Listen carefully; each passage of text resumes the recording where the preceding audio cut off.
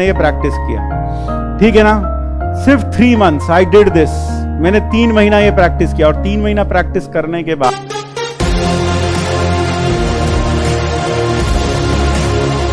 से 7 IITs और हर किसी में मुझे याद है लगभग 28 या 14 के करीब सीट्स थी। तो 28 के करीब सीट थी हर IIT में, इंटू 7 कर लो कितना हो गया, 7 8 56, 7 2 देख लो करके, है ना। तो 24 इंटू 168 के करीब ऐसे कुछ सीट्स आएंगी। यानी all over India masters course में मैथमेटिक्स में सिर्फ 168 सीट थी, सातों IIT मिलाकर। ज़्यादा लगा लो 180 होंगी पूरी सातों IIT लगाकर। तो जब प्रोफेसर ने बोला कि आप जॉइंट एडमिशन टेस्ट 2 जो MSc का टेस्ट है वो दो, मैंने कहा यार उसमें सर के उसमें तो क्या हमारी सिटी से आज तक कोई गया? बोले नहीं आज तक तो कोई भी नहीं गया। मैंने कहा ठीक है, तो फिर मैं कैसे जाऊंगा, मुझे तो कुछ पता ही नहीं है, किससे पता करूं क्या होगा क्या नहीं। तो उन्होंने बस बताया कि इस डेट को एग्जाम होता है, उसके पहले फॉर्म भरते हैं, आप फॉर्म भर दो फिर चले जाना, देख लेना एग्जाम देकर। तो उन्होंने ये बात मुझे दिसंबर में कही, और दिसंबर में जब मुझे कही तो एग्जाम था उसका मार्च में। तो दिसंबर से मैंने तैयारी करना शुरू किया, लगभग तैयारी करना शुरू किया। मैंने पढ़ाना थोड़ा कम कर दिया, स्टूडेंट्स को बोल दिया कि भाई अब तुम्हारा एग्जाम है, अब मैं ज़्यादा नहीं पढ़ाऊंगा तुम्हें। तो अभी तो सिर्फ हम क्या करेंगे, अब मुझे पढ़ाई करने दो। तो मैंने 3 महीना लगकर पढ़ाई की है, सच बता रहा हूँ 3 महीना पढ़ाई की है बस ढंग से, 3 महीना बहुत अच्छे से। कैसे दिनचर्या बताता हूँ, मैं रोज सुबह 11 बजे उठता था। रोज सुबह कितने बजे उठता था 11 बजे। 11 बजे उठता था, 11 बजे उठकर 12 बजे तक नाश्ता वाश्ता करके, खाना कह लो नाश्ता कह लो, वो करके पढ़ने बैठ जाता था। लगभग 12 साढ़े 12 बजे पढ़ने बैठा, फिर 3 बजे तक पढ़ा। फिर 3 बजे तक पढ़ने के बाद फिर थोड़ा खाया पिया, घूमे टहले फिरे, फिर 4 साढ़े 4 बजे फिर बैठ गए। 4 साढ़े 4 बजे फिर बैठे तो रात को 9 बजे तक फिर पढ़े। फिर 9 बजे उठे, खाना वाना खाया, घूमा फिरा, 11 बजे फिर बैठे, और 11 बजे से लेकर सुबह 6 बजे तक फिर पढ़ते थे, और फिर 6 बजे सोते थे, और फिर 11 बजे उठते थे। ये मैंने सिर्फ 3 महीना किया, सिर्फ 3 महीना मैंने ये प्रैक्टिस किया, ठीक है ना। सिर्फ 3 months आई डिड दिस। मैंने 3 महीना ये प्रैक्टिस किया, और 3 महीना प्रैक्टिस करने के बाद सबसे पहला एग्जाम आया IIT रुड़की का। तो IIT रुड़की का एग्जाम था, मुझे आज भी याद है। IIT रुड़की के एग्जाम में जब मैं एग्जाम देने गया तो 100 सवाल आए थे। 100 तो ऑब्जेक्टिव थे और कुछ 10 के करीब सब्जेक्टिव भी थे। तो 100 ऑब्जेक्टिव्स में से मुझे याद है मैंने 96 ऑब्जेक्टिव सही किए थे। 4 मैंने इसलिए छोड़ दिए थे क्योंकि नेगेटिव मार्किंग थी, तो हो सकता था नेगेटिव मार्क्स आ जाए, इसलिए मैंने 4 छोड़ दिए थे। और 10 सब्जेक्टिव में से मैंने शायद 7 के करीब किए होंगे, 3 मुझे आते नहीं थे, मैंने छोड़ दिए। तो यानी कुल मिलाकर 110 में से सब्जेक्टिव्स में 110 में से 100 में से 96 और उसमें 7 किए। अब मैंने क्लास के जैसे एग्जाम दिया, आप बाहर आते हो बहुत सारे लोग मिलते हैं, मुझे भी बहुत सारे लोग मिले। मैंने लोगों से पूछा तेरा कैसा हुआ यार? बोले बहुत बढ़िया हुआ। मैंने कितने किए? बोले वो तो 100 के 100 कर दिए मैंने, और 10 में से 9 किए, 1 छोड़ा है बस। मैंने गजब यार। फिर दूसरे से पूछा तेरा कैसा हुआ? सारे कर दिए, सारे कर दिए, मैंने तो एक भी नहीं छोड़ा, सारे कर दिए। मैंने गजब।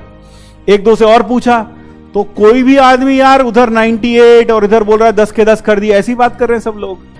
मैंने कहा ठीक है। अब घर आया, घर में सबने पूछा कैसा हुआ? मैंने कहा मेरे हिसाब से तो अच्छा हुआ था, लेकिन सेंटर्स पर तो लोग बता रहे थे कि उनका तो बहुत ज़्यादा अच्छा हुआ, मेरा तो कुछ अच्छा हुआ ही नहीं उस हिसाब से। तो ठीक है, थोड़े दिन बीत गए, 15-20 दिन बाद रिजल्ट आया, and I was selected with rank 1 at IIT Roorkee. IIT Roorkee में रैंक 1 आ गया भैया, बैठे बेटा। मैंने गजब हो गया भाई ये तो। और वो जो बोल रहा था कि 100 के 100 करके आया, साला वो तो पागल था, वो तो गधा था, 100 करके आ गया। और वो तो एक तो बोल रहा था मैंने सारे ही कर दिए, उनका तो नंबर था ही नहीं लिस्ट में, दिमाग खराब हो गया। सही है। अब IIT रुड़की सहारनपुर, जो सहारनपुर रहता है, मेरा एक स्टूडेंट है यहाँ पर, स्टीव फ्रॉस्ट, पता नहीं क्या नाम रखा उसने अपना। तो वो जानता है सहारनपुर से रुड़की बहुत पास है, तो सहारनपुर में रहकर रुड़की में सिलेक्शन हो जाए तो उससे अच्छी बात क्या है। 30-40 मिनट, मेरे ख्याल से 1 घंटे करीब का रास्ता है घर से, कोई दिक्कत नहीं है। तो अब लाइफ चिल हो गई। I got rank 1 at IIT MSc entrance in my Roorkee, IIT Roorkee. अब मैंने फॉर्म तो भरे थे 3-4 जगह के। IIT रुड़की भरा था, IIT कानपुर भरा था, और IIT बॉम्बे भरा था, और IIT BHU भी भरा था। तो फिर अगला एग्जाम आया IIT बॉम्बे का। अब IIT रुड़की में सिलेक्शन हो गया, लाइफ चिल हो गई, पढ़ाना लिखाना मैंने बंद कर दिया। और अब सारा दिन आराम से बैठे थे, क्योंकि एडमिशन में भी टाइम था 1-2 महीने का, तो घर में चिल मारते थे। घर वाले भी कुछ नहीं कहते थे कि पढ़ लो, तुमने पढ़ाना भी छोड़ दिया, पढ़ भी नहीं रहे हो। क्यों लगता था बंदे का रैंक 1 आ गया और क्या चाहिए इसको। अब हुआ क्या, बॉम्बे का एग्जाम आया, आईआईटी बॉम्बे का एग्जाम आया। तो आईआईटी बॉम्बे का जो सेंटर था वो आईआईटी रुड़की ही था, आईआईटी रुड़की ही था उसका सेंटर। 5-10 मिनट लगेंगे। आईआईटी रुड़की उसका सेंटर, 5 मिनट लगेंगे। आईआईटी रुड़की था उसका सेंटर। तो आईआईटी रुड़की उसका सेंटर था, तो सब बच्चे होते ना, एक बार आईआईटी में सिलेक्शन हो गया, दूसरा देने की क्या जरूरत है। तो मैं पहली रात में, जब एग्जाम था अगले दिन, उससे पहले दिन मम्मी के पास गया, रसोई में बोला कि एग्जाम छोड़ दो क्या आईआईटी बॉम्बे का, क्या करना है, देखिए बेकार है, एक जगह तो हो ही गया सिलेक्शन, अब क्या करना है, इतनी दूर बॉम्बे कौन जाएगा। तो वही होता है जो तुम्हारे साथ भी होता है। क्या उधर से पापा ने सुन लिया, तो बस फिर वही जो तुम्हारे पापा बोलते, पेड़ पर पैसे लगते हैं क्या, 1,500 का फॉर्म आया था, नहीं भरना तो पहले बोलना था, नहीं जाना था तो जाना तो पड़ेगा, ऐसे थोड़ी होगा। तो ठीक है भाई, अब उधर से जब डांट पड़ी तो लगा कि जाना तो पड़ेगा ही यार अब। तो मुझे याद है अगले दिन एग्जाम जो था मेरा 2:30 बजे था, रुड़की में, सहारनपुर में रहता था, एग्जाम 2:30 बजे था रुड़की में, ठीक है। तो अनमने मन से मैंने घर से बाइक ली, चला गया रेलवे स्टेशन पे, स्टैंड पे बाइक खड़ी की, टोकन लिया, पैसा दिया और जाकर रेलवे का टिकट खरीदा, खड़ा हो गया। ट्रेन आनी थी, पैसेंजर ट्रेन थी, आनी थी 12:30 बजे, और रुड़की से लगभग 1-1.5 घंटा लगता है। तो 12:30 मैंने हिसाब लगा रखा था, 12:30, 1 घंटा लगेगा, 1.5 घंटा लगेगा, तो 1:30-2 बजे तक आराम से पहुंच जाएंगे। ठीक है, जाकर टिकट खरीद कर खड़े हो गए स्टेशन पर। अब जब खड़े हो गए तो यूपी है हमारा, बहुत महान प्रदेश है, तो ट्रेन आई नहीं। 1:30 बजे का टाइम था, ट्रेन 12:30 का टाइम था, ट्रेन आई नहीं, लेट हो गई होगी, कोई बात नहीं, खड़े रहे। 1 बज गया, ट्रेन नहीं आई, अनाउंसमेंट भी नहीं हुआ। 1:30 के बाद इंतजार करते करते 2 बज गए, ट्रेन फिर भी नहीं आई। फिर मैंने हिसाब लगाया कि यार अब तो बड़ा लेट हो गया, अब क्या करें, ट्रेन तो आई नहीं। तो मैंने सोचा अब घर चलो, घर में पापा को दिखा देंगे, देखो टिकट है रेलवे का, नहीं आई ट्रेन, अब मैं क्या करूं, ट्रेन नहीं आई तो मेरा कोई बस थोड़ी है, मैं कैसे जाता फिर। तो लेकिन ये लगा कि घर में तो बड़ा डांट पड़ेगी, वो ये कहेंगे तुम पहले ही देना नहीं चाहते थे, तुमने आरामखोरी की, तो इसलिए तुम देख लो भगवान ने भी ऐसी कर दिया, तुम्हें एग्जाम देने ही नहीं दिया। मैंने घर बहुत डांट पड़ेगी, तो क्या करें।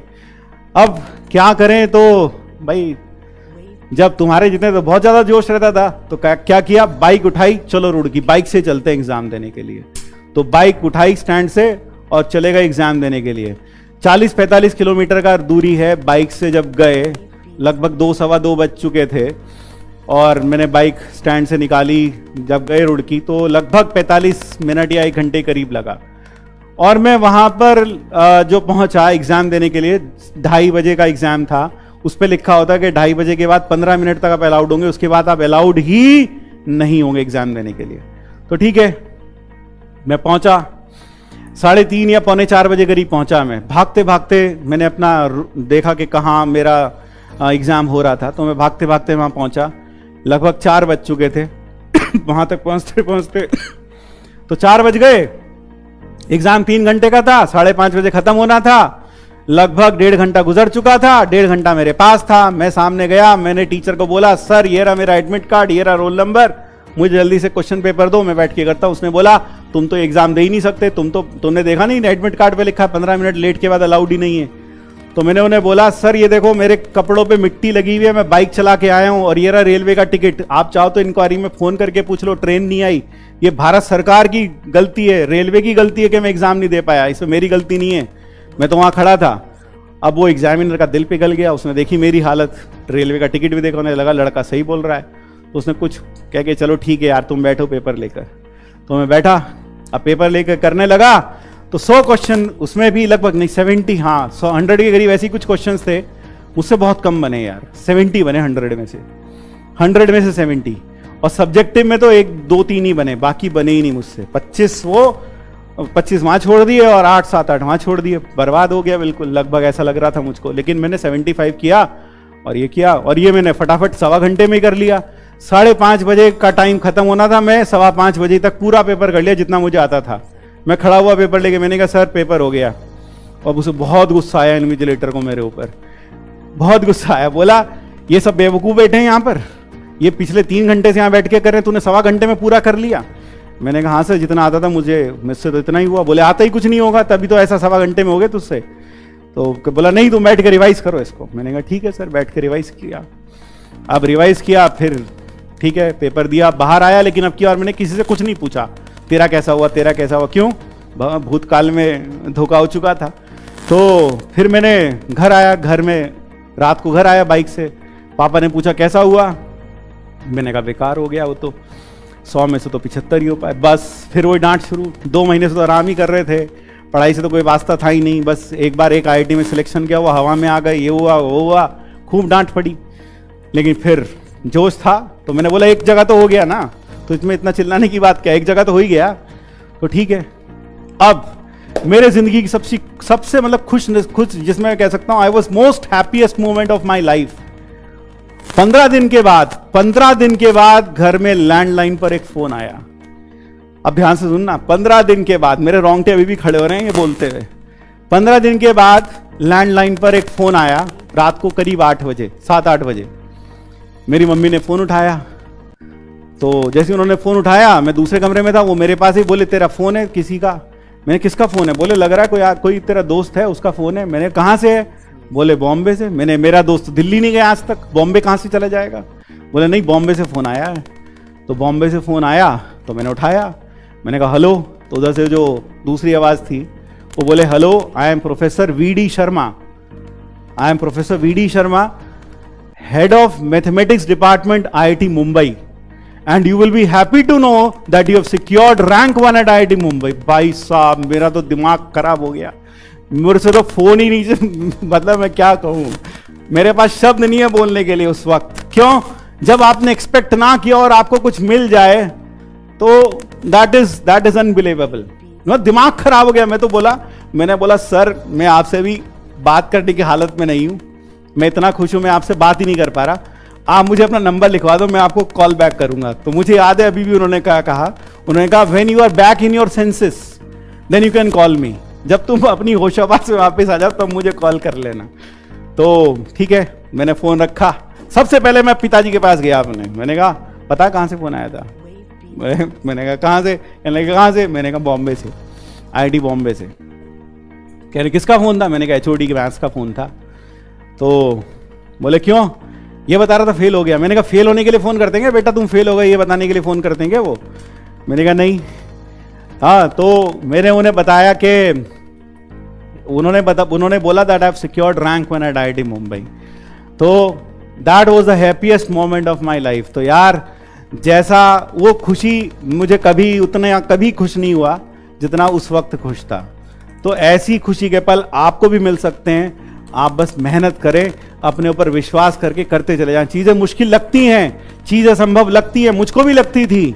सहारनपुर से आज तक कोई नहीं गया था, मैं गया ना पहली बार, तो इसलिए मुश्किल लग सकती हैं, हर किसी को लगती हैं, लेकिन चीजें आसान हो जाएंगी।